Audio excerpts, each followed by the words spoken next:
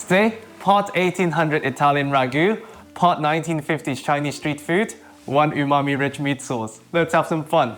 Old school, we render some unsmoked pancetta fat to form our cooking oil, giving us some extra sweetness and richness.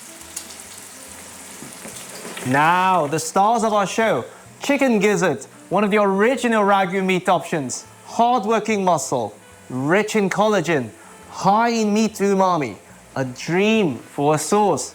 Chicken liver, rich, meaty, with strong minerality. But first, the Maillard reaction. We crank up the heat, pork mince in for some pork on pork synergy. And through heat, we rapidly evaporate the surface moisture to get past boiling point and start developing complex, meaty flavors. Once this is slightly golden, the first Chinese influence, ginger, for some zesty freshness and background warmth that work extremely well with both the pork and offals.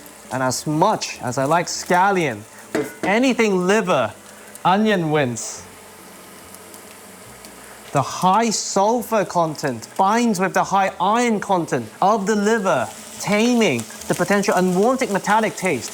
And of course, this will form our savoury base and provide some subtle sweetness. We cook to evaporate the water content, concentrating the sweetness. Now, a common umami booster in both cultures, dried mushrooms, soaked and finely chopped, keeping the soaking liquid.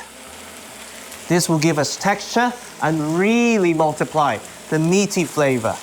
Once we can hear gentle sizzle, meaning we've driven off most of the excess moisture, quite a bit of flour goes in. We're going to make a blonde roux. Surprise! This is partly inspired by a late 18th century ragu recipe by Alberto Alvisi, partly by a popular Beijing street food in the 50s in which they use quite a bit of starch. Both have this rounded, integrated, low-key rich profile, which I really enjoy. And by this point, our pancetta fat is coating the flour and in turn coating each starch granule of our flour, preventing clumping, toasting the flour to give us this bread-like, rich gravy-like complexity, thanks to the Maillard reaction.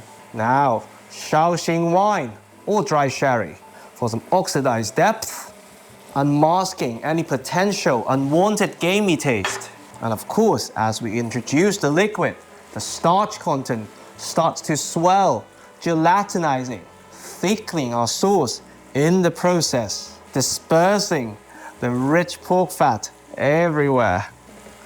Now back to Beijing. Soy sauce, umami, salinity, color, and fermented depth. But be careful, because the pancetta is salty. Of course, mushroom soaking liquid to finish the umami overdose. Bit by bit, it's a roux after all. And ideally cold soaking liquid to buy yourself more time. Now, in Bologna, in the olden days, one would chop the gizzards finely and saute them with the onions. In Beijing, in the 50s, one would almost puree the liver and add them towards the end. As much as I like them, I don't like handling them. So, the unskilled home cook's approach, we cook them whole, then chop, first 25 minutes. Now we fish them out and chop. If you want a smoother texture, you can hold the liver until just before the very end. I personally like the slightly chalky texture, so they go back together. Another 20 minutes. After another 20 minutes, we have a silky, intensely savoury, cross-culture meat sauce. Rice, pasta, your choice.